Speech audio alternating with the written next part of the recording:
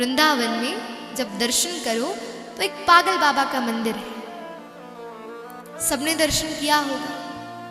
वो बाबा बंगाल से आए थे, 2 पागल बाबा थे यहाँ वृंदावन में। तो ये जो बड़ा मंदिर है जिनका, ये बाबा बंगाल के थे। इनकी स्थिति क्या थी, किसी को भी ये देखते तो चाहे चींटी भी क्यों ना उनके सामने आ जाए। वास्तविकता है, उस चींटी को भी देखकर ये दंडवती लगाते थे। एक दिन कीचड़ से निकलकर एक सूकर आया, सूकर को जैसे ही देखा, उनके सम्मुख आया तो सीधे दंडवती लगा दी। उनका नाम पागल नहीं था, लेकिन जब वो ऐसे प्रणाम करते थे तो लोगों ने उनका नाम पागल डाल दिया। सब कहते अरे बाबा पागल हो गए, अरे जिसे भी देखते उसे प्रणाम करते। कोई चींटी आए, कोई मक्खी आए, कोई पशु आए, कोई कुकर आए, कोई सूकर आए, सबको प्रणाम करते। बाबा बोलते हाँ अमी पागल मानुष, मैं पागल हो गया, मुझे तो बस हर स्थान पर ठाकुर जी दिखते हैं। ये स्थिति है माया से विलग होना। ओरछा नरेश, मधुकर शाह, उनके जीवन का एक वृत्तांत बताया जाता है कि एक बार वह राजा थे ओरछा के, मध्य प्रदेश। तो जैसे राजाओं की स्थिति होती है तो वो अपने राज्य से 50-50 किलोमीटर की दूरी पर सैनिकों को तैनात करते हैं कि कोई भी आपत्ति हो, कोई भी दूसरे देश का राजा यदि प्रहार करे तो पहले सूचना मिल जाए। लेकिन ये राजा का क्या स्वभाव था,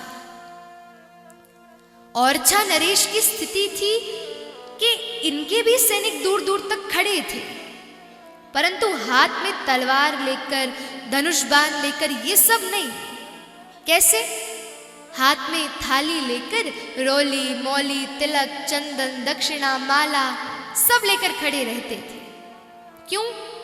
क्योंकि राजा ने उनको निर्देश दे रखा था, कोई वैष्णव 20 किलोमीटर की दूरी से भी यदि हमारे राज्य से निकले, भाग कर जाओ, जाकर उसका तिलक करो, उसको रौली मौली सब चंदन उसे पधराओ और अंत तो गत्वा उसे दक्षिणा दो। और यदि उनके पास समय हो तो उन्हें हमारा और हमें उनका दर्शन करने के लिए लेकर आओ। ये स्थिति थी, इतने प्रेमी थे। एक दिन क्या हुआ कि दूसरे देश के राजा को बहुत घृणा होती थी उनसे, मधुकर शाह जी से। तो उन्होंने क्या किया, एक गधे को तिलक लगाया, कंठी धराई, माला धराई और धराकर राज्य में भेज दिया। और भेजा भी कहां, सीधे महल में। जैसी महल में वो गधा आया, सैनिकों ने देखा तो जैसी रीति थी सैनिकों ने वैसा किया, माला धराई, तिलक लगाया, आरती उतारी, लेकिन द्वार के बाहर ही रखा। भीतर गए और ओरछा नरेश से कहा कि हे राजन, आज तो हमारे यहाँ एक बहुत ही अजीब वैष्णव आए हैं। बोले कौन? बोले अरे एक गधा है, वो आए हैं तिलक लगाकर, कंठी धारण करके। राजा बोले कहाँ है, दिख तो नहीं रहे। बोले वो द्वार के बाहर खड़े हैं। बोले अरे भीतर क्यों नहीं लेकर आए उन्हें? बोले राजन क्या ये शोभनीय होगा?